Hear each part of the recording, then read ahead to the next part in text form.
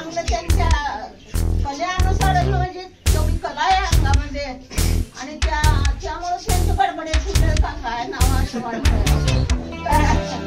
1982 ला आता मी जसं 74 पासून मी बाळासाहेबाशी कुठं काम करत नाहीये. विश्वास आहे 1982 ला बाळासाहेबाशी आम्हाला आधार कोणी दिलं नव्हतं. झोपडपट्ट्या उपसुत होत्या त्या टायमाला आणि तेव्हापासून आम्हाला विश्वास आहे.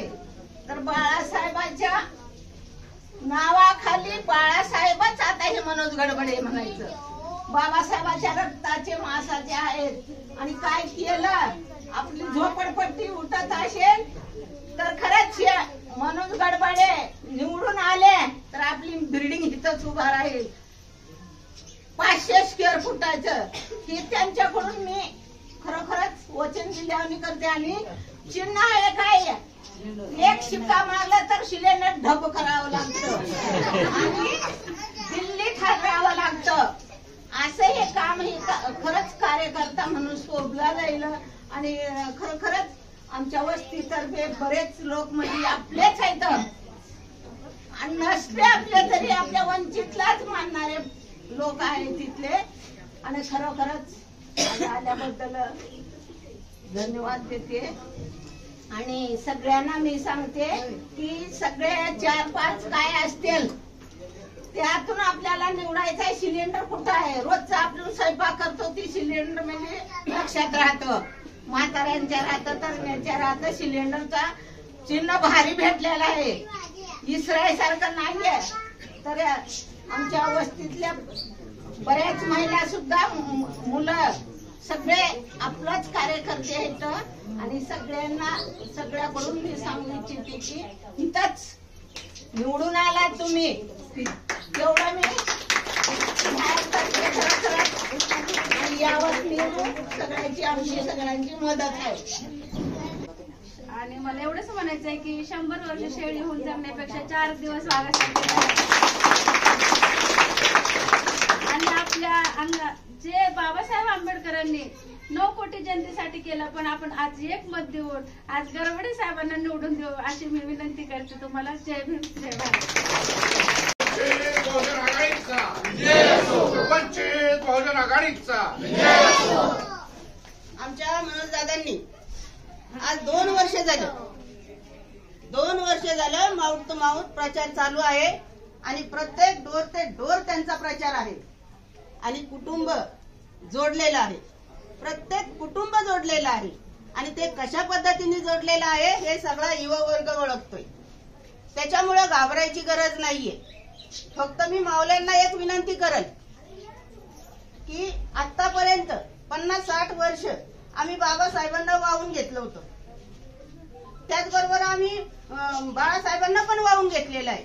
आमचं तन मन धन अगदी आमचा जीव म्हटलं तरी आम्ही बाबासाहेब आणि बाळासाहेबांसाठी द्यायला तयार आहे.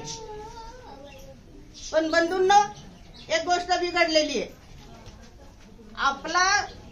आपण जे बाबासाहेबांना वाहून घेतलं होतं तर आपलं आयुष्य आता उतरायला लागलेलं आहे आणि आपल्या संसाराची आपल्या कुटुंबाची धुरा आपल्या मुलांच्या खांद्यावर आलेली आहे. जे आपण केले ते आपल्या मुलांना शिकवा.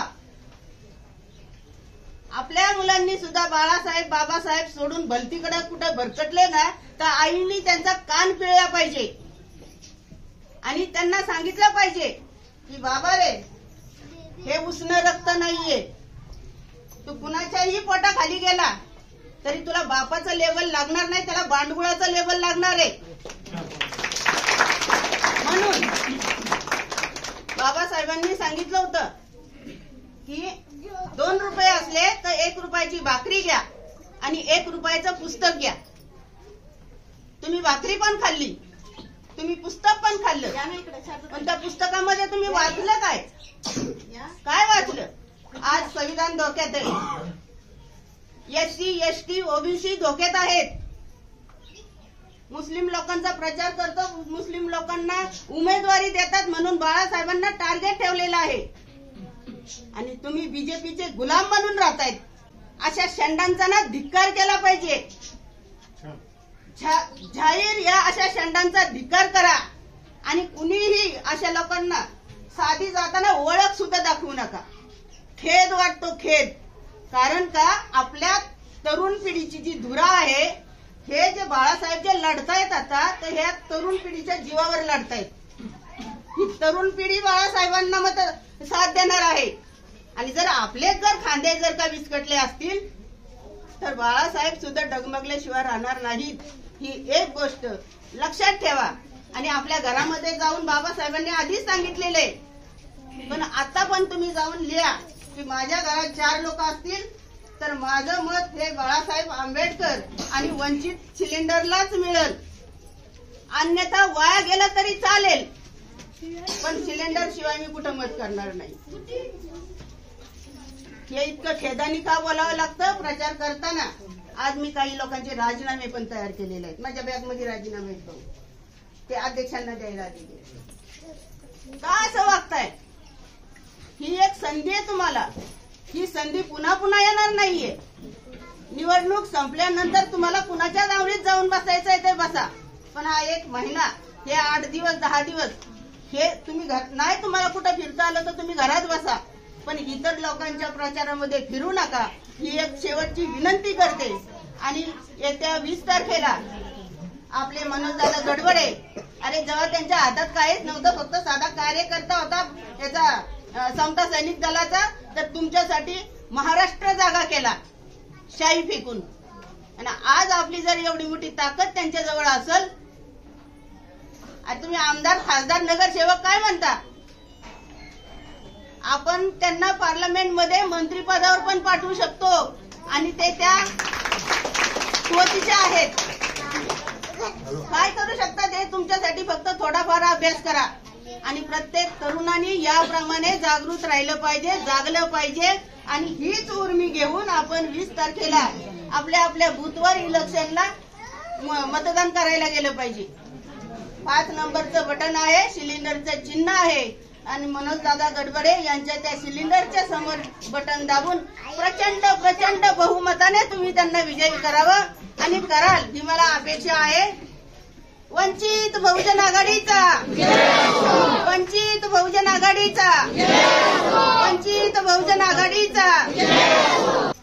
खरंच बाबासाहेब आंबेडकरांचे नातू प्रकाश आंबेडकर यांची उमेदवारी सिलेंडर आहे, तर मनोज गरबडे हे आपल्या उमेदवारी स्वीकारलेली आहे. तर खरंच मनोज गरबडे हे सुद्धा धाडसी आहेत. तर त्यांच्या कोर्टामध्ये जे हे दाखल होत होतं, तर बरेच जणांनी वकीलपत्र दिलेलं आहे. तर मी सुद्धा दिलेलं आहे स्नेहा कांबळेच्या टायमाला. तर खरंच हे उमेदवार खूप म्हणजे खूप हुशार आहेत आणि जर निवडून आले तर आपलं भवितव्य होणारच आहे. तर यात काही शंका नाही.